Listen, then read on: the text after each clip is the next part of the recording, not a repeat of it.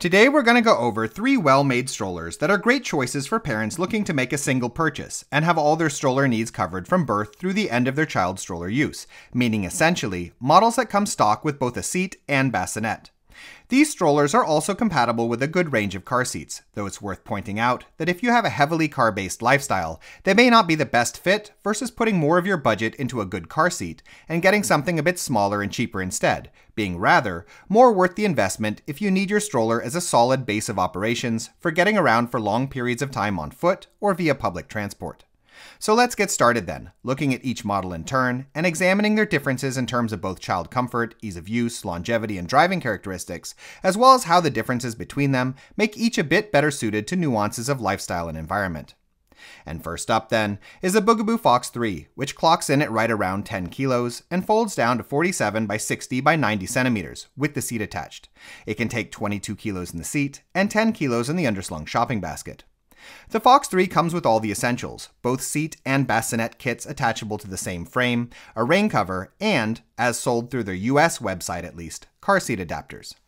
There are a lot of positives with the Fox 3, but the 2 characteristics that make it stand out most in my opinion are firstly, the model's excellent driving characteristics, where a variety of clever design elements, including raised ridges on the model's wheels and a calculated angling of the chassis, make it very light to steer, while the model's multi-layered suspension and 8.5-inch front wheels also give it terrain capability well exceeding what is common for a stroller of its size and weight. And secondly, a couple of folding options relatively uncommon on the current market, and which the other models in this video don't possess, that have a real functional value, in the Fox 3's ability to fold down into a single, standing piece, not just with the seat forward-facing, but also reversed, as well as with the bassinet.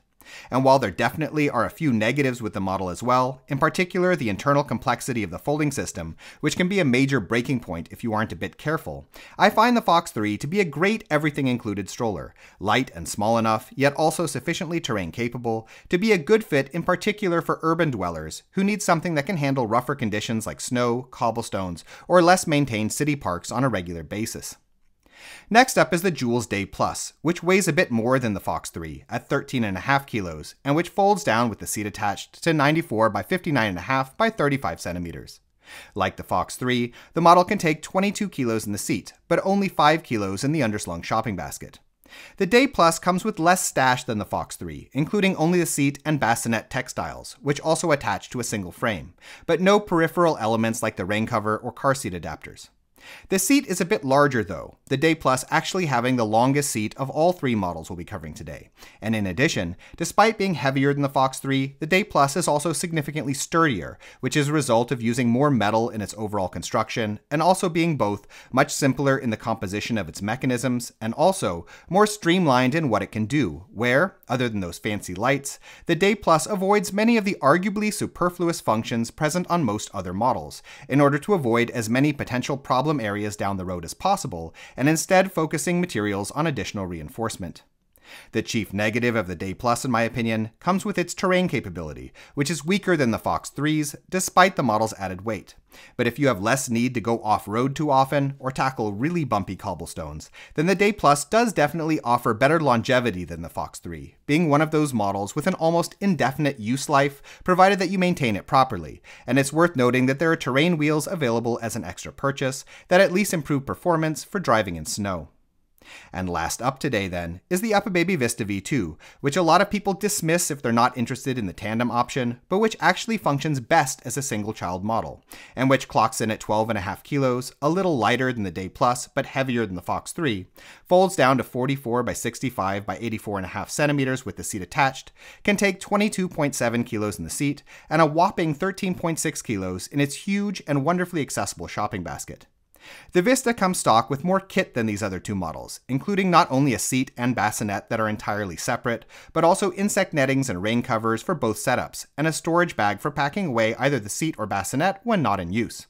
And while all 3 of the models we're looking at today are great in their own way, if I had to pick a favorite among them, it would be the Vista V2, due to the fact that the model provides the same strong terrain capability as the Fox 3, while also offers the sturdy, simple durability of the Day Plus, at least in terms of the larger design of the chassis, while additionally also having a much more spacious shopping basket than these other models, the ability to raise the seat higher with adapters, and of course, tandem capabilities should they be unexpectedly needed.